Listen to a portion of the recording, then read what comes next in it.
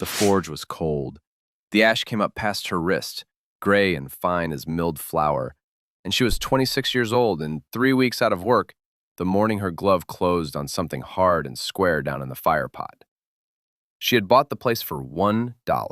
$1 in Wallace, Idaho, on a street called Anvil Alley, and the whole town was waiting for her to give it back. She had not given it back. She knelt in the dark of a dead smithy with the smell of old coal and cold rust in her throat, and the thing under the ash was a ledger, and it had lain in that fire pot longer than she had been alive. She did not open it. Not there, not on her knees. The cover had gone black with scale, and the lower corner was soft with damp. And the man who had kept it was so long dead that the old smith who had held the forge before her spoke of him the way you speak of a winter that fell before you were born. Whose hand sets a book of accounts down in a fire and then lets the fire go cold on top of it? What a working man writes that he means to bury under coal? Those were the questions, and the gray light through the one high window gave her nothing back. Josephine Calloway had been moving toward iron her whole life without knowing it. She just had not been paying attention. That is the ordinary way of it. A life can point true north for years and never once say so out loud, and you only see the line of it later, looking back down the trail you already climbed. Hers ran back through a stack of quarterly reports in Denver, and before that through a fluorescent classroom, and before all of it, back to a low tin-roofed shed on her grandfather's place east of the Bitterroot Divide, in the dry Montana light, where the whole thing started before she could spell her own name. Her grandfather ran cattle on hard ground, near a bend of the Big Hole, and he could fix anything that a truck or a windmill or a stock tank could do to itself. Summers, her mother put her on a bus north and did not apologize for it, and the old man put her to work. He taught her to solder before he taught her to ride. She was maybe 8. He would heat the iron on a little propane torch, touch it to the flux, and let her watch the silver bead run bright along a seam in a length of stovepipe. And he would say low that the metal tells you where it wants to go, and your only job is not to argue with it. He taught her to rivet sheet steel, to read a bend before she made it. She learned the sound a good peen makes against a backing block, a flat, dead tick that means the shank has swelled and filled the hole, and the thin, ringing lie of a rivet that is not seated and will work loose by fall. By 11, she could patch a grain auger housing so it held a season. By 14, she knew, with her hands and not her head, where a flat sheet would fight her and where it would give, before she ever set the tool to it. She never called it a gift. It was just a thing she could do, the way some children can throw far or carry a tune. Her mother was a bookkeeper in Missoula who believed in steady work and disliked risk the way other people disliked cold. She raised her daughter to want an office, a chair that did not fold, a name on a door. It was not a cruelty. It was love shaped like caution, which is the commonest shape love takes in country where the winters are long. And it worked. Joe was good with numbers, careful and quick, and the careful, quick ones get hired. She went to Denver at 22, and she did exactly what her mother had prayed she would do. For 4 years, she was an analyst. She read spreadsheets the way her grandfather had read weather, and she was good at it, and it meant nothing to her at all. The job worked. That was the trouble with it. It ran clean and paid on time and asked nothing of her hands. And she would sit in a glass tower with the whole front range standing pink and enormous in the west windows, and feel, some evenings, a small, dumb ache she could not have named if you paid her. She had a plant she kept alive. She had a lease. She had a life that functioned perfectly, and a set of hands that had not touched hot metal in years. Then came the Wednesday. It is always a Wednesday, in stories people tell later, though the county records on this sort of thing are thin, and I would not swear to the day myself. Late summer. The air conditioning too cold, the light too even. They called her up to the corner office at 10:30, and her manager, a decent, tired man named Pruitt, who had hired her himself and never once been unkind, told her the department was being restructured. Her seat was going. Not her fault. Not his choice, exactly, though he was the one who had to say the words, and he said them looking at the desk. There was no villain in that room. That is the part people leave out, because a villain is easier. The company had done arithmetic, and the arithmetic did not have room in it for her chair, and Pruitt had done his job. which was to carry the arithmetic across the room and set it down in front of her. He said he was sorry. She believed him.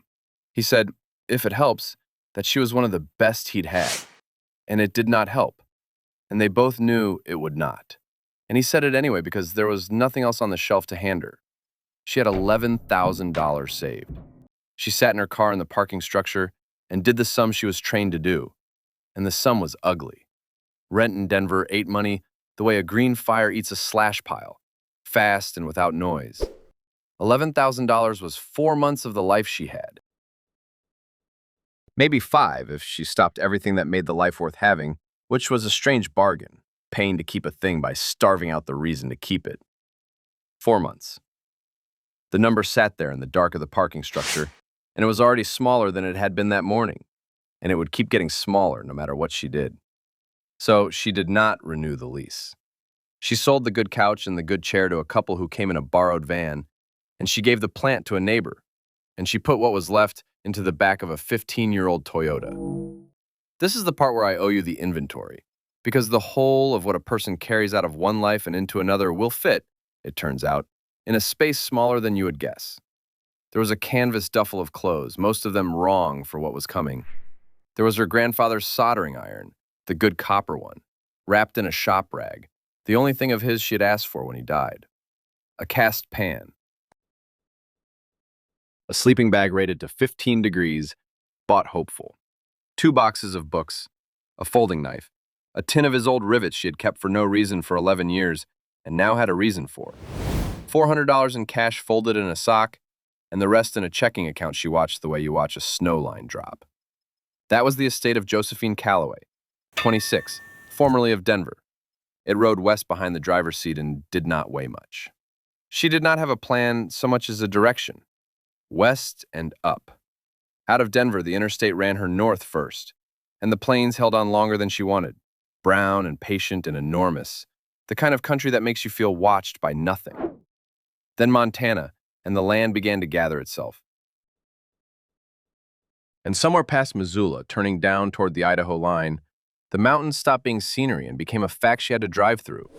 The Bitterroots, standing up on her left in a long blue wall of stone and dark timber, snow still lying in the high notches in the last of the summer, and the road narrowing into the seam the river had cut, and the light going that thin gold color it goes when the country lifts you past a certain height and the air can no longer hold as much of the day.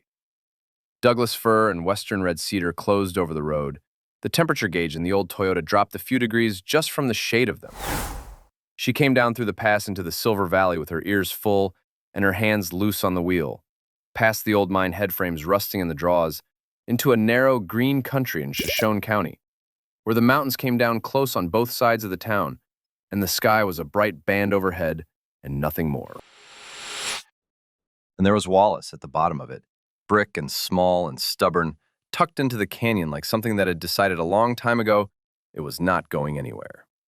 If you are watching this from somewhere with a ridge of your own out the window, the kind you have looked at your whole life and never quite climbed, you already know a little of what turned her wheels west. Maybe you had a grandfather with a shed. Maybe you just have a mountain you keep meaning to walk up. Wherever you are sitting tonight, hold on to that for a minute. And if you want to hear how this one comes out, the way to say so is right there below this. Quiet. No fuss. Then we go back down into the canyon, because Jo has arrived, and she has not seen the forge yet. She found it on a side street the locals called Anvil Alley, though the sign the county hung says something duller, Corrigan Forge. The name was cut into a plank over the door and the paint was long gone, so you read it more with your fingers than your eyes. The building was a low thing of stone and dark wood, and it was failing the way old buildings fail, from the roof down and the ground up at once. The foundation was riverstone, dry laid and still true. The chimney mast was brick, and it was the best thing on the property, a good square stack laid up in 1898 by a mason who knew his trade. The whole shop was maybe 12 feet by 16. It did not look like the start of anything. It looked like the end of something. The man on the step in front of it was Emmett Loomis, 74 years old, built lean and slow the way men stay who worked outdoors their whole lives, with a face folded up like a paper bag that had been used and smoothed and used again. He had a dog with him, an old blue heeler with one milk eye, called Cinder, who did not get up. Emmett had held that forge for the better part of 50 years, taken it on from the estate when he came home from the Forest Service, and worked it until his hands quit, and the county took it for back taxes and put it up at auction with a starting bid of $1. Nobody else bid. Why would they? A city girl and an old man on a step, and between them a dead smithy that half the town had already written off. The deal is not really about the dollar. The dollar was the county's number. Emmett's number was the one that mattered. And Emmett's number was 6 months. He would sign the shop over to whoever took it on the day they could stand at his anvil and be worth the coal they burned, and not one day sooner. And he told her so on the step before he told her his own name. 6 months of his time, 6 months of hers. He would teach, if she could learn, and if she could not, the door swung both ways and no hard feelings. Grover Nash, who ran the hardware 2 blocks over, had already made his call on it, and Grover was not a shy man. He said what a good many of them were thinking, which was that the city girl would not last a winter, that she'd be gone by the first hard snow with her fancy boots and her spreadsheets, and the forge would sit dead another year until somebody sensible bought the lot for the stone. He said it kindly enough. That is the thing about a small town. The knife and the kindness come off the same whetstone, and half the time, the same hand carries both. Emmett did not argue with any of it. He watched her the way you watch weather you are not sure of yet. Then he asked her the question. He held up a piece of round stock, plain mild steel, and he asked her if she meant to bend that without cracking it, what she would give it first. Not how, what. It was a small question and it had a right answer, and the right answer was not clever. She said heat. She said you give it heat, an even orange, all the way through, and then it goes where you send it and stays your friend. He looked at her a while. Cinder thumped his tail once in the dust. Then the old man said one word, which was fine, and that was the whole of the interview. I have stood in that shop myself, at first light, years after all of this, when the frost was still on the anvil face and your breath hung in the cold of it. And I will tell you the forge does not feel dead so much as sleeping, the way a banked fire is not out. You put your hand flat on the horn of that anvil, and the iron takes the warmth out of your palm so fast, it feels like the metal is drinking. And you understand, standing there, why a person might sign away 6 months of a shrinking bank account for the right to wake the thing back up. She felt some version of that on the step. She said yes before she let herself do the arithmetic. They signed the papers 3 days later at a scarred table in the back of the county office. It was a Tuesday. She walked out of there with a deed for $1 and a debt of 6 months and $11,000, turning slowly into 10. And she went across the street to a cafe called the Silver Cup, because she needed to sit down and feel her hands shake somewhere warm. The woman behind the counter was Ruth Odell, who had run the place through more hard winters than she would name. And Ruth poured her a coffee and set it down, and when Joe reached for her sock full of cash, put 2 fingers flat on the counter and said, "Not today. First one's on the house." Ruth had seen a good many people come and go through that door, and she had a sense, she said later, about the ones who might stay. That first night, Joe slept in the shop. There was no lodging in the deal and not much left over to buy any, so she rolled the 15-degree bag out on the plank floor beside the cold forge, and she lay there in the dark, with the whole weight of the canyon standing up on both sides of the little building, and she listened to it. An old shop at night is not quiet. It ticks and settles. Something moved in the wall. Far off, up the draw, water ran over stone in a voice that had not changed since before there was a town to hear it. She did not sleep much. She was not afraid. She was doing the sum again. 10,000 and change. 6 months, first snow, and the sum would not come out right no matter how she ran it. And at some point she stopped running it and just lay listening to the water in the wood. Morning came gray and slow, the way it comes in a deep canyon, the sky going pale a good while before any sun reached the bottom of the street. She got up stiff and cold and made coffee on a camp stove set on the anvil, because the anvil was the flattest, true thing in the building. And she drank it standing up, looking at the forge she owned and did not yet know how to light. She walked the shop. She let her hands do what her hands did. She touched the horn of the anvil and the hearty hole in the round pritchel hole beside it, and she ran a thumb along the worn place on the face where 100 years of hot iron had polished the steel to a soft shine. And she thought about all the arms that had swung to make that one bright patch, and how not one of them was here. There were the bellows, cracked leather, the great lung of the place, hung dead and slack from the wall.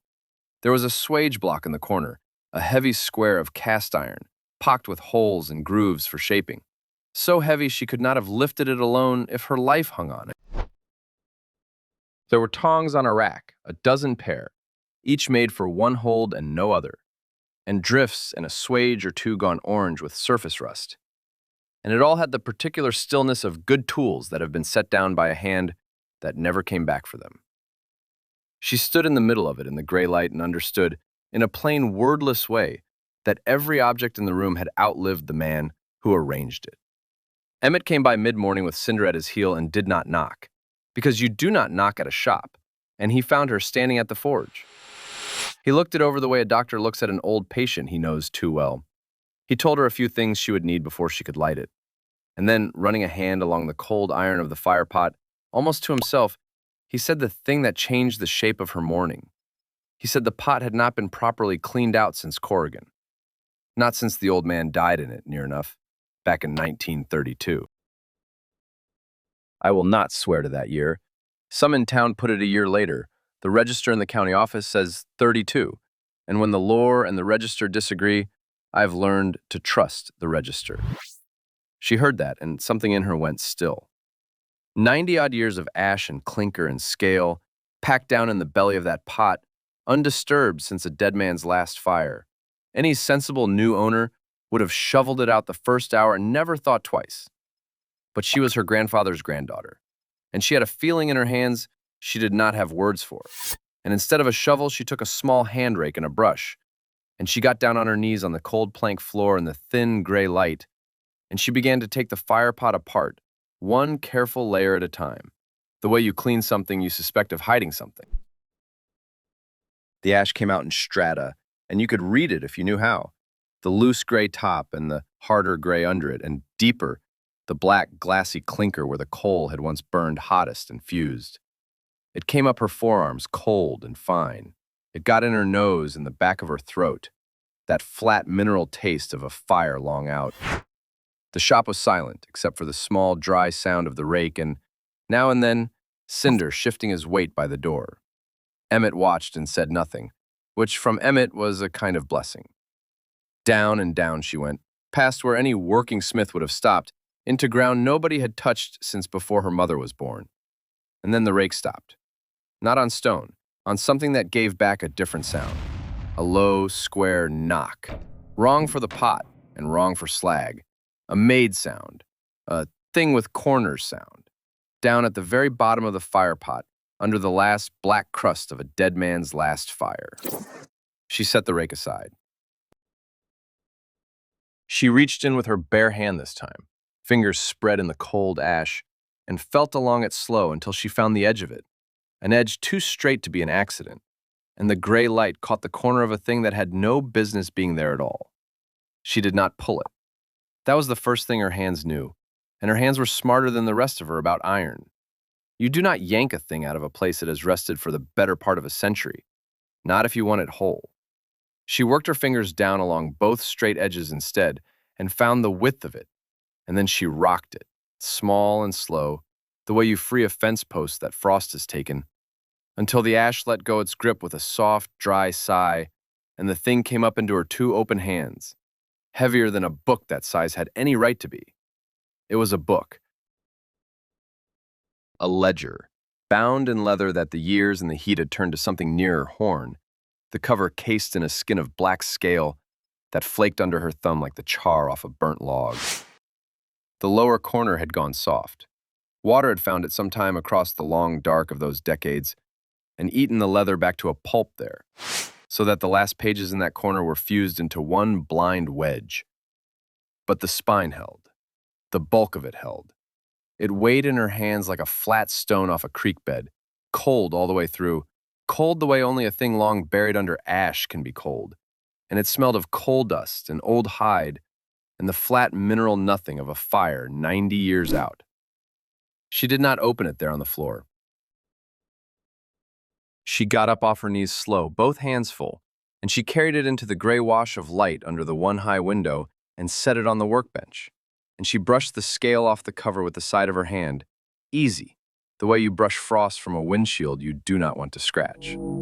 Emmett had come to stand at her shoulder. He said nothing. Cinder had lifted his head by the door and put it down again. The whole shop had gone to that particular stillness a room takes on when two people are both waiting on the same small thing. And here's the strange part. The part she told me herself years on, still not quite believing it. Before she read a single word, she knew the hand that had made the book. Not the writing, the rulings.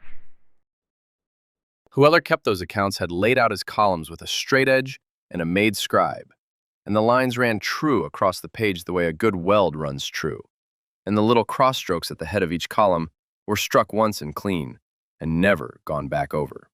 She knew that economy. She had it in her own hands, from a tin shed in Montana. She was reading the man before she read his words, and what the ruled lines told her, plain as a maker's mark, was that a careful person had sat here and cared about getting a small thing right. Then she opened it. The early pages were the worst hit, brown and cockled at the edges, but the ink held where the water had not reached, a good iron gall ink gone the color of strong tea, and the hand was small and square and did not waste a stroke. She turned to a page near the front that had come through clean, and she read it out loud into the cold of the shop, low because it felt like a thing that ought to be said aloud after so long shut in the dark. And this is near enough what that page held, the way the ledger says it. April, 1899. Bettis claim, 1 keg cut nails, $1.10. Sharpened drill steel, 40 pieces. The Ambler, 90 cents. Door hinges, 1 pair, strap, 60 cents. Reset wagon tire, near wheel, 35 cents. Ox shoe, 1, made and fitted, 20 cents. Widow Seavers, mending, no charge. He kept his sums down the right margin in a column of their own, and he footed them at the bottom of every month. And under one such footing, in the same small square hand, he had written not a figure but a line. Fire holds the shape till the hand forgets it. She read that part twice. She did not know yet that it was the nearest thing the man left to a signature. She only knew it stopped her. Page on page it ran like that, and the running of it told the truth about what a frontier smith actually was, which is not the truth the movies sell you. There were no swords in that book. There was not one. There were kegs of cut nails by the hundredweight, and strap hinges and gate hooks, and drill steel sharpened for the mines by the crate, 40 and 60 and 100 pieces at a go, dulled soft in the hard rock of the district, and carried down to him to be drawn out and hardened and sent back up. There were wagon tires reset and stock shod, and one entry in the winter of 1901 for a coffin hook, wrought and blacked, no charge, against the name of a family down the valley. That was the trade. Nails and hinges and drill steel and mending. A man kept a whole town's iron alive, one small honest job at a time, and priced it in dimes, and wrote it all down. Joe turned the pages, and Emmett watched her turn them, and after a while he began to talk, quiet, filling in around the columns the things the columns could not say. His name was Ansel Corrigan, Emmett said, though Emmett had never met him. Had it all second-hand from the old-timers who had, and the county records on the man are thin, so take the edges soft. Corrigan came off the Butte Hill, out of the copper camps. An Irishman who had breathed enough smelter smoke up there to know he wanted to work iron and cleaner air. He came over to Wallace in 1898, the year they laid up the chimney mast, and he set his forge to catch the mine trade, because the mines of the Coeur d'Alene ate steel the way a hard winter eats hay, and a man who could sharpen and temper drill stock would never want for work. He was good, by every account that came down. Fair in his prices and square in his sums, and slow to speak, the kind of tradesman a mining town runs on and never quite notices, the way you never notice the axle until it breaks. He was going to be married. Emmett was careful here because this is the part where the lore and the register pull apart. But the story that held in town was that Corrigan was engaged to a girl who kept house up the valley, and that she was among those the country lost in the summer of 1910, when the big fire came through this district and took 2 towns and a third of the timber, and more people than anybody wanted to count. I will not put words in that fire's mouth. It was real, and it was worse than any telling, and Corrigan's girl did not come out of it, and that is as far as I will carry it. He did not marry after. He kept the forge. That is the whole of what the town remembered of the back half of Ansel Corrigan's life, and when you sit with it a while, it is a heavier thing than any tale of swords. 22 more years he lit that fire.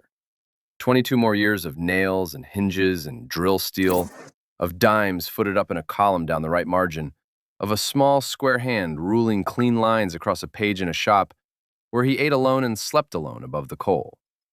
No children, no wife, no heir with a claim on any of it. So when he died, the forge did not pass to anyone who loved it. It passed to the county, and then to a caretaker or two, and then to Emmett off the estate. And the ledger, it seems, nobody ever found, because Corrigan had put it where he put it and let the fire go cold on top of it. And there it stayed while the town forgot there had ever been a book at all. That was the thing that would not leave her alone, kneeling there in the gray light with the cold weight of it open on the bench. Not that he had lost her. People lose people. It is the commonest grief there is, and the country is built on top of it 3 deep. It was that he had kept the record after. That a man with no one left to read his sums had gone on ruling his lines clean and footing his months true for 22 years, and had written that one strange line under a column of dimes, and had set the whole account down at the bottom of his own fire, like a letter with no name on it, addressed to whatever hand came digging long after his own had forgotten every shape it ever knew. He could not have known it would be hers. He could not have known there would be anybody. He wrote it down anyway. That is the part that goes all the way through you. She closed the book slow. The town, she understood now, had it exactly backward. Grover Nash and the rest of them looked at Corrigan Forge and saw a heap of rusting iron on a lot worth more as bare stone. A dead thing a city girl had thrown $1 away off. And there on the bench sat 100 years of one man's word kept in his own hand, priced in dimes, and it was worth nothing to a scrap dealer and everything to anybody who understood what it was. What she had bought for $1 was not a heap of iron. It was somebody's whole life written down and banked in ash, waiting. Then she got up and went to work. Because a ledger does not light a fire, and the snow line was already dropping in the high notches, and her account was going the wrong way. This is where the thing her grandfather gave her in that tin shed came due, and came due hard. The forge would not run as it stood. The bellows were the first trouble. The great leather lung of the place had cracked along a fold from a half-century hanging dry, a split the length of her hand, and a bellows that leaks air is a bellows that cannot bring the fire up to the orange heat that steel wants. And a cracked bellows was a thing most people would have had to send out for or do without. Jo did not send it out. She unhung the leather and laid it across the bench in the light and looked at the split the way she had looked at 100 cracked seams on her grandfather's place. And then she did what her hands knew. She cut a patch from a scrap of good hide off Nash's back shelf, and she skived the edges thin so the seam would lie flat, and she stitched it with waxed thread and set it with a lap the air could not lift. The same lap logic as a riveted sheet, load carried across the joint and not hung on the edge of it. Emmett watched her do it and his face changed. He had taken her for a bookkeeper with a soft notion about country life. He was watching a pair of hands that had done close work with metal and hide since before they were grown. And he knew the difference on sight, the way one tradesman always knows another. There was the tuyere next, the iron throat that carries the blast up into the coal, and it had rusted through at the flange where the air came in, a thin place gone to lace. She cut a collar from sheetstock, rolled it true, and riveted it over the failed flange cold, peening each rivet down with that flat, dead tick she had learned to listen for at 11. And when she was done, the throat held air and did not whistle. She reset the fire pot she had emptied, packed a proper clay bed, cleaned the chimney mast of a season's soot in a wren's old nest, and dressed the anvil face with a stone until the polished patch shone. She was 3 days at it, and she loved every hour, which frightened her a little given the state of her account. On the fourth morning, she lit it. She had watched Emmett bank a starting fire the day before, and now she did it alone. A bed of kindling and a handful of coal drawn in close, and she worked the mended bellows slow and even. And the small blue flame took hold and climbed, and the coal caught and went from black to red to a deep breathing orange. And the tuyer fed it clean, and the patched leather held every stroke. Heat came off the pot in a wall she could lean into. She stood in it with soot to her elbows and watched the first real fire that shop had held since a dead man let his go out. And Emmett, behind her, said just one word. He said, "Good." From Emmett, that was a paragraph. But a fire eats money too, and hers was going. She had come to town with $11,000, and she had a little book of her own now, kept in her own square hand, and the sums in it footed the wrong way. Coal cost, stock cost, the patch hide and the rivets, and a new file cost. She was under 10,000 and dropping toward 9, and it was still weeks to any snow that meant business. And she had 6 months of Emmett's clock to run before the shop was hers in more than name, and no work coming in. Because who brings a job to a city girl the town has already buried? The number in her book got smaller every week and did not once get bigger. And she watched it the way you watch weather building over a ridge you have to cross. It was Ira Bettis who put the knife in her hand, and he did it kindly, which is the only way that knife ever gets handed over. Ira was a retired miner, 80 if he was a day, who came by to look at the old shop out of the same instinct that makes men slow down at a house they grew up near. He knew iron and he knew the district, and he took a long look at the ledger she showed him, the old columns, the small square hand, and he whistled low. He told her there was a man in Spokane, a collector, who bought up frontier trade goods, the real stuff, tools with provenance and account books you could date. A ledger like that one, complete, with the name and the mine work in it, and the old maker's tongs and drifts to go with it. Ira figured that man would pay real money. Enough, he said, not meaning any harm by it, to see a person clear through to spring. She did not sleep that night. She lay in the 15-degree bag on the plank floor with the cold coming up through the boards, and she did the arithmetic she was trained to do. And the arithmetic was clean, and it was cruel. Sell the ledger and the old tongs and the drifts to the man in Spokane, and she made it through the winter with room to spare. Keep them, and she was on the wrong side of her own sums before the pass filled with snow, and might not last to see whether she could learn the trade at all. It was not even a hard call on the numbers. On the numbers, it was obvious. She could picture herself wrapping the book in a clean cloth and driving it west and coming home with a winter in an envelope. And she lay there and could not make her hands agree to it, because it was not hers to sell, not really. A man she never met had kept that record for 22 years after he had lost everything that made a record worth keeping, and had set it down in his own cold fire like a message he trusted the fire to carry, and had never once, in all that keeping, been paid a dime for the keeping itself. To carry to Spokane and trade it for a winter would be to be the one hand, out of all the hands that might have found it, that took the man's whole word and sold it for coal money. She turned it over till the window went gray. By the time the light came up, she had not decided with her head. Her head still said sell. Something under the head had simply closed its fingers around the book and would not open them. And she got up and made coffee on the Anvil and did not drive to Spokane. And that was that. The town, in its slow way, was starting to look again. Grover Nash had been the loudest of the ones who wrote her off. And I want to be fair to Grover, because the town was in time. Grover ran the hardware his father had run before him, and his father had run a proper machine shop in the back of it, a real shop with a lathe and a shaper. And when the old man died, Grover had let the shop go, because there was no money in it anymore, and no time. And he had watched the good tools go for scrap, and the back room fill up with garden hose and mouse traps. He had also watched across 30 years a certain kind of person blow into the Silver Valley with big plans, buy up some old failing thing for the romance of it, and leave it to rot the first hard winter, a little deader than they found it. He had seen it enough times that it had worn a groove in him. So when Grover looked at Joe Calloway and the Corrigan place, what came out of him as a sneer was, underneath, a man bracing to watch a thing die twice. He said as much to her one afternoon, not meaning to, When she came in for coal she was not sure she could pay for. He said he'd seen her kind before, and seen the buildings after, and he'd rather she'd left the old forge dead and dignified than propped it up a season and dropped it. There was real grief in it.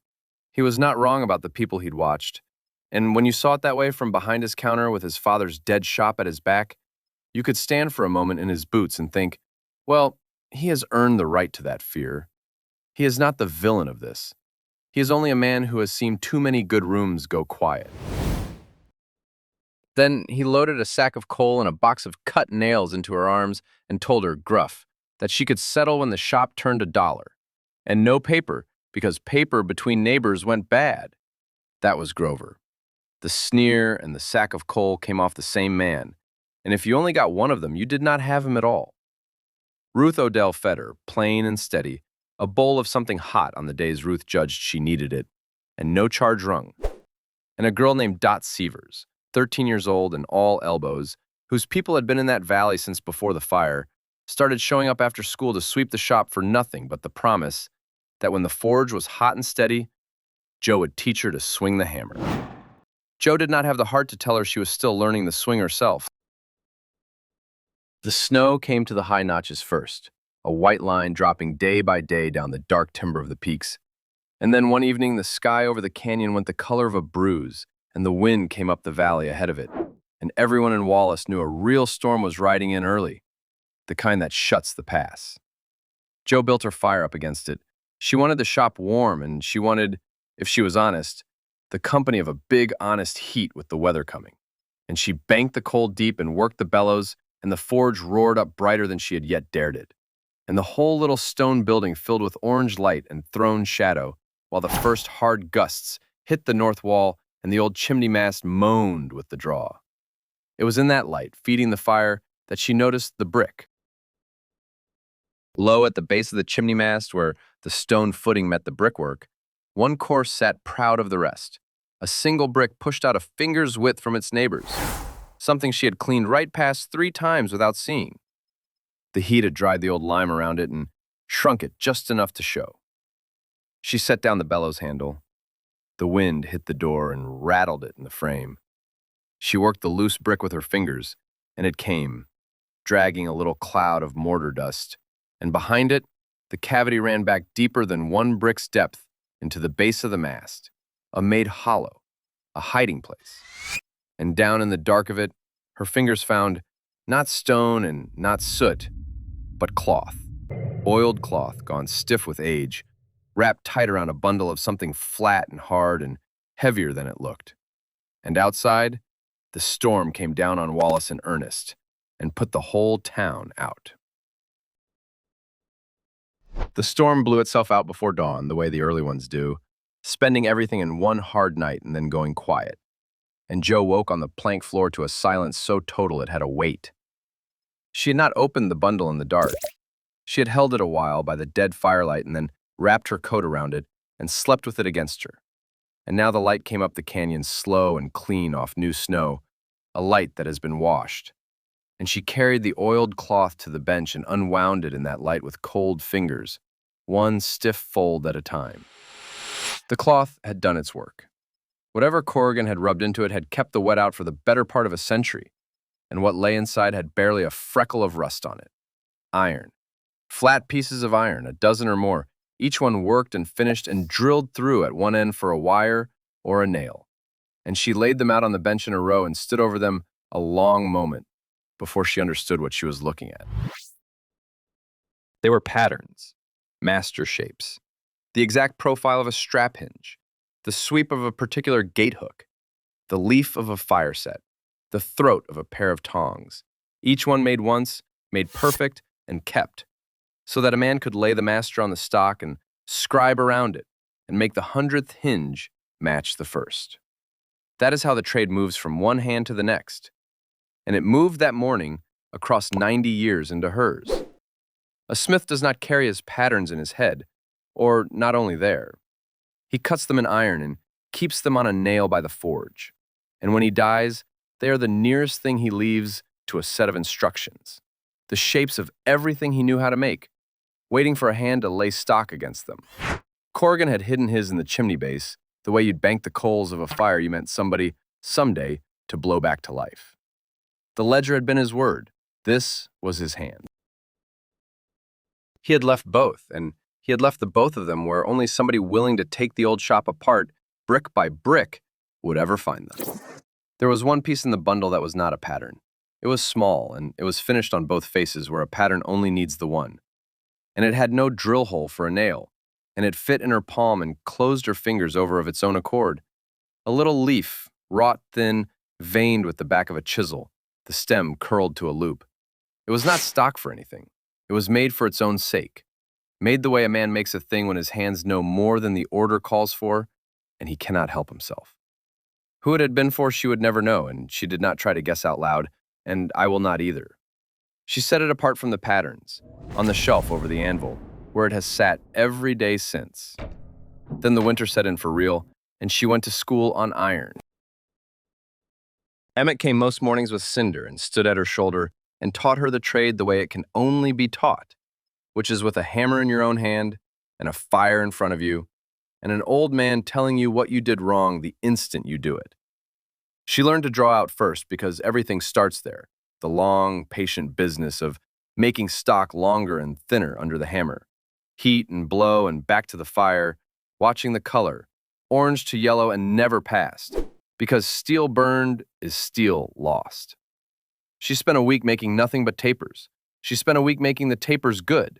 She learned to upset, which is the opposite motion and harder, driving a hot bar down on itself to swell it thick where a shape needs mass. And it fought her, because upsetting is all in the heat and the aim and the honest weight of the blow. And a soft or crooked stroke buckles the bar and you start over. She learned the hardy tools that stand up in the square hole of the anvil, the hot cut for parting iron, and the fuller for necking it down. And she learned to quench, to read a piece to the color that means ready, and take it to the slack tub, and hear that hard hiss, and know from the sound whether she had judged it right. Emmett corrected her 100 times a day and praised her about twice a month, and she came to prize the twice. Her first real work she made against Corrigan's patterns.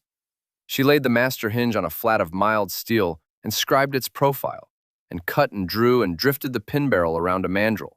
And the first pair came out heavy and rough, and she made them again, and the third pair she would have hung on any door in the valley. There were no mine orders to fill, of course.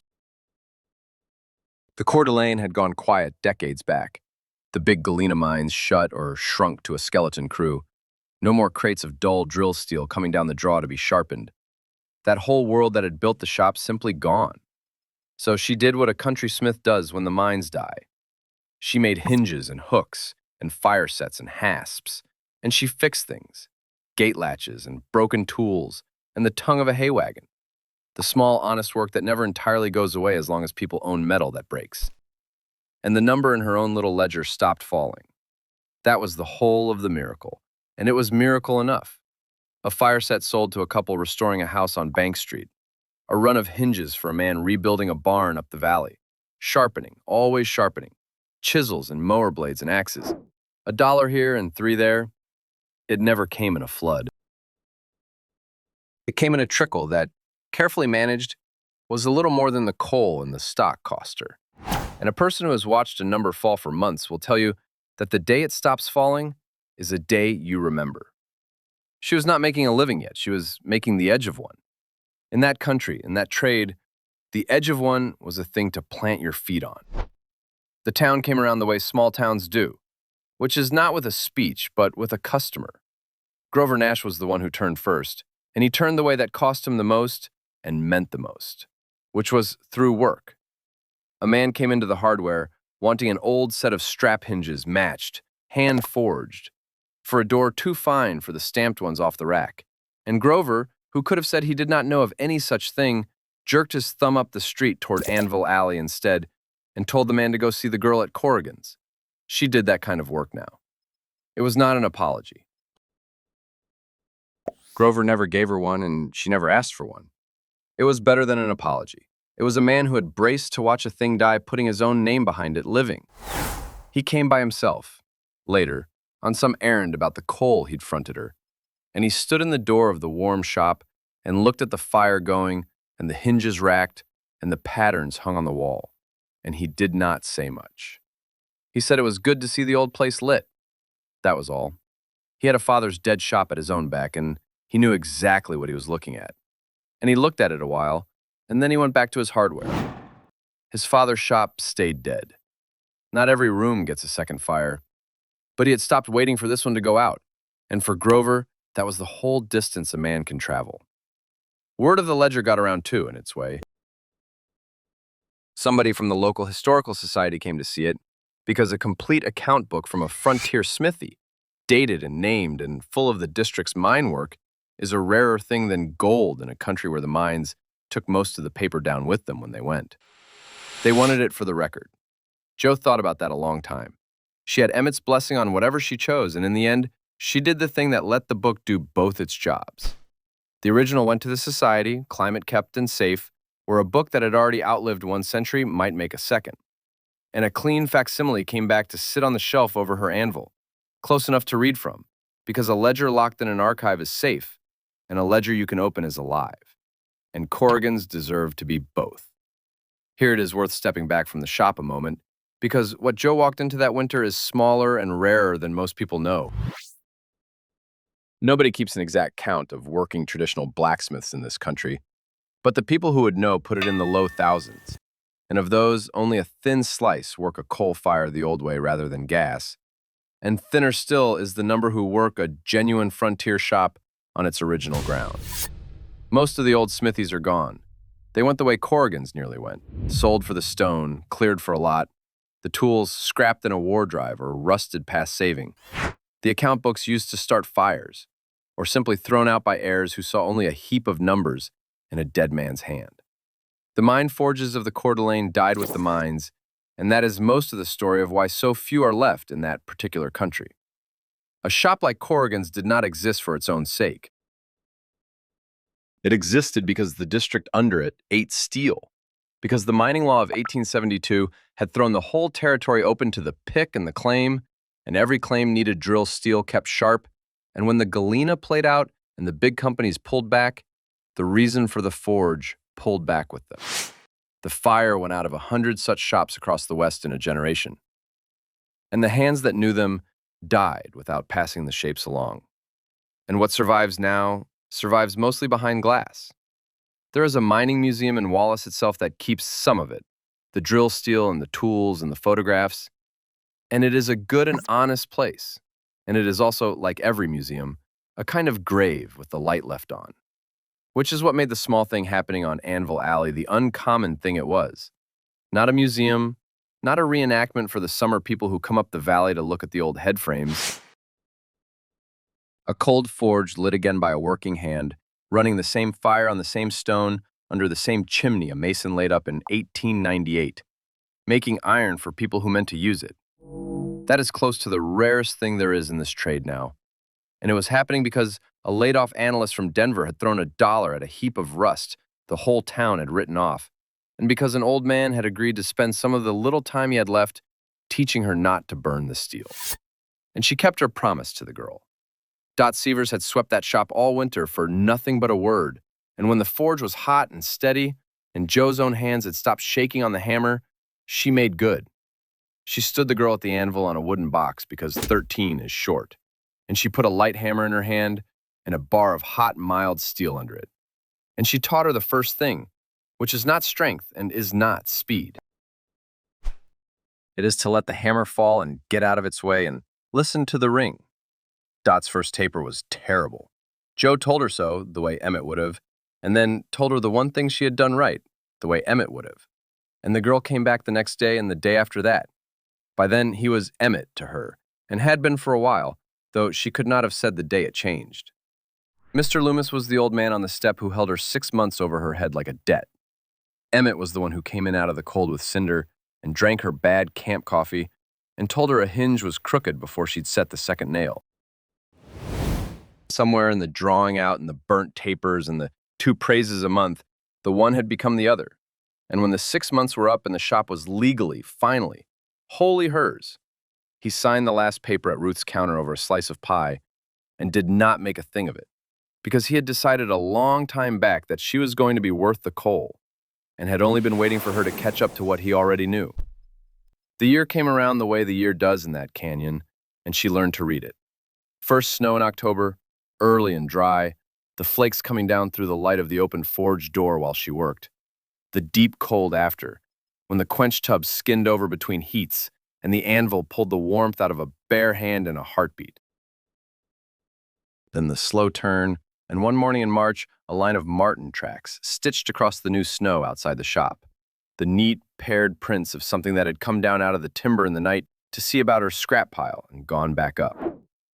The snow line climbing the peaks instead of dropping, and late in July, the first real lightning storm of the summer, standing up over the Bitterroot in the evening, throwing white light down the canyon while the forge threw orange up at it. She started her own ledger that first winter, and she has kept it since. A plain-bound book, ruled in her own square hand, the hand her grandfather gave her without either of them knowing it was a gift. And down the right margin, she foots her sums the way Corrigan footed his. Dimes and dollars, hinges and hooks and mending. The small, true record of a small, true trade. It sits on the shelf over the anvil next to the facsimile of his. The two books, side by side. His account closed in 1932, and hers running on. And if you did not know which was which, you would have to look at the dates, because the hand is nearly the same hand. That is not mysticism. That is what happens when two careful people are taught to rule a line. The wider world took its small notice, and then, mercifully, left her alone. The county paper ran a column on the relit forge and the found ledger, and the Historical Society put a modest grant her way for keeping the building true to its bones. And for a season, strangers came up Anvil Alley to look. None of it made her rich. Nobody struck gold under that floor. What she got was a trade that paid for its own coal, and a little over, a shop that was hers down to the stone, and a place in a town that had stopped waiting for her to leave. Enough, carefully managed. In that country that is not a consolation prize. That is the prize. I have stood in that shop at first light, as I've said, years on from all of this, and the thing that stays with you is not any of the big turns of the story. It is a small thing on the anvil. Some mornings before she lights the fire, she puts her bare hand flat on the horn of that anvil, the way she did the first cold morning she owned it and did not yet know how to wake it, and the iron takes the warmth out of her palm the same as it did then, fast, drinking. The town had looked at that anvil and the dead shop around it, and the dollar she paid, and seen a fool in a heap of rust. What answered them was not that she proved anybody wrong, it was that the fire, once she learned to feed it, held. That is the whole of it. A cold fire is not a dead fire. It is only a fire waiting on a hand to come back and blow it up again. Corrigan wrote his last line under a column of dimes and set his book in the cold heart of his forge, and it said, in his small square hand, "Fire holds the shape till the hand forgets it." He had been gone the better part of a century, and the hand that forgot the shape was long since dust, and still the shape had held down there in the ash, waiting, and a stranger's hand had come and taken it up. Now she keeps the record. She rules her lines clean and foots her months true, and leaves the book open on the shelf, addressed, the way his was, to no one she can name. To whatever hand comes next, when hers forgets. The little wrought leaf is still on the shelf above the anvil. She has never made another quite like it, and she has never sold it. And on the coldest mornings, when the frost is on the anvil face and her breath hangs in the shop, it is the first thing the light off the snow finds. She lights the fire. The coal goes black to red to orange. The patched bellows holds, and the old chimney a mason laid up in 1898 draws clean and takes the smoke up into the canyon, where the snow line is dropping again, 1 white foot a day, down the dark timber toward the town.